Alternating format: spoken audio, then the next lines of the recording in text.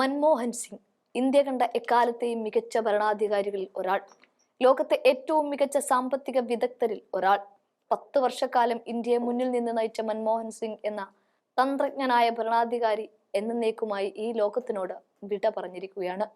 ഐതിഹാസിക രാഷ്ട്രീയ ജീവിതം അവസാനിപ്പിച്ച് മൻമോഹൻ സിംഗ് ചരിത്രത്തിലേക്ക് മറയുമ്പോൾ സ്വർണ്ണ ലിപികളിലാൽ ആ ജീവിതം വരച്ചിടുമെന്ന കാര്യത്തിൽ തർക്കമില്ല.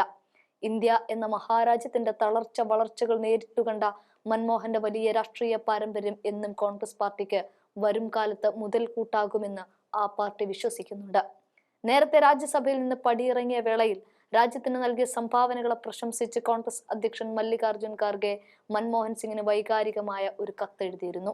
ആ കത്തിന് മല്ലികാർജുൻ ഖാർഗെ നൽകിയ തലക്കെട്ട് ഇങ്ങനെയായിരുന്നു: ഇതാ ഒരു യുഗം അവസാനിക്കുന്നു. ഖാർഗെ മൻമോഹനെ ഓർക്കുന്നത് ഇങ്ങനെയാണ്: നിങ്ങളുടെ പ്രവർത്തനത്തിന്റെ നേട്ടങ്ങൾ കൊയ്ത നിലവിലെ നേതാക്കൾ രാഷ്ട്രീയ പക്ഷപാതം കാരണം നിങ്ങൾക്ക് ക്രെഡിറ്റ് നൽകാൻ മടിക്കുന്നു. നിങ്ങളെക്കാൾ കൂടുതൽ അർപ്പണബോധത്തോടെയും അവർ നമ്മുടെ രാജ്യത്തെ സേവിച്ചുവെന്ന് പറയാൻ വളരെ കുറച്ചാളുകൾക്ക് മാത്രമേ കഴിയൂ. വളരെ കുറച്ച് ആളുകൾക്ക് മാത്രമേ രാജ്യത്തിനും ജനങ്ങൾക്കും വേണ്ടി നിങ്ങളോളം നേട്ടങ്ങൾ നേടിയിട്ടുള്ളൂ.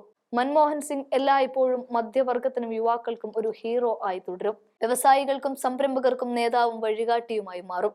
നിങ്ങളുടെ സാമ്പത്തിക നയങ്ങൾ കാരണം ദാരിദ്ര്യത്തിൽ നിന്ന് കരകയറാൻ കഴിഞ്ഞ എല്ലാ ദരിദ്രരുടെയും ഓർമ്മകളിൽ എക്കാലവും തുടരുമെന്നും ഖാർഗെ എഴുതി. മൻമോഹൻ സിംഗ് സർക്കാരിന്റെ കീഴിൽ ആരംഭിച്ച MGNREGA പദ്ധതി പ്രതിസന്ധി ഘട്ടങ്ങളിൽ ഗ്രാമീണ തൊഴിലാളികൾക്ക് ആശ്വാസം പകരുന്നതായും ഖാർഗെ പറയുന്നുണ്ട്. ഈ പദ്ധതിയിലൂടെ അവർക്ക് ഉപജീവനം സമ്പാദിക്കാനും ആത്മാഭിമാനത്തോടെ ജീവിക്കാനും കഴിയുമെന്ന് ഉറപ്പുവരുത്തിയതിന് രാജ്യവും പ്രത്യേകിച്ച് ഗ്രാമീണ ദരിദ്രരും നിങ്ങളെ എപ്പോഴും ഓർക്കുമെന്നും കോൺഗ്രസ് അധ്യക്ഷൻ പറയുന്നുണ്ട്. ഉള്ള നേതാക്കൾ മൻമോഹൻ സിംഗിനെ പ്രകീർത്തിച്ച് സംസാരിച്ച് രംഗത്ത് വന്നിരുന്നു. പാർലമെന്റിനെയും രാജ്യത്തെയും ദീർഘകാലം നയിച്ച മൻമോഹൻ സിംഗ് എക്കാലവും ഓർമ്മിക്കപ്പെടുമെന്നാണ് അന്ന് നരേന്ദ്രമോദി പറഞ്ഞത്. സർക്കാരിനെതിരെ മുമ്പൊരിക്കൽ അവിശ്വാസ പ്രമേയം അവതരിപ്പിച്ചപ്പോൾ പ്രതിപക്ഷത്തുള്ള മൻമോഹൻ വീൽ ചെയറിലെത്തി വോട്ട് ചെയ്തതിനെയും മോദി അഭിനന്ദിച്ചു. ഭരണപക്ഷം ജയിക്കുമെന്ന് ഉറപ്പുണ്ടായിട്ടും അദ്ദേഹം തന്റെ കടമ നിർവഹിക്കുകയായിരുന്നു എന്നും ജനാധിപത്യത്തിനാണ് ഇതിലൂടെ കരുത്ത് പകരുന്നത് എന്നുമായിരുന്നു മോദിയുടെ വാക്കുകൾ. അന്ന് മോദിയുടെ ഈ വാക്കുകൾ കേട്ട് സത്യത്തിൽ ഞെട്ടിയത് കോൺഗ്രസ് തന്നെയാണ്.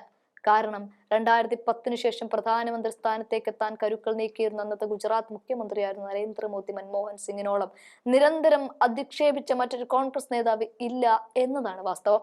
മൻമോഹൻ സിംഗ് അല്ല, മൗൻമോഹൻ സിംഗ് ആണ് പ്രധാനമന്ത്രി എന്നായിരുന്നു അന്ന് മോദിയുടെ അധിക്ഷേപം.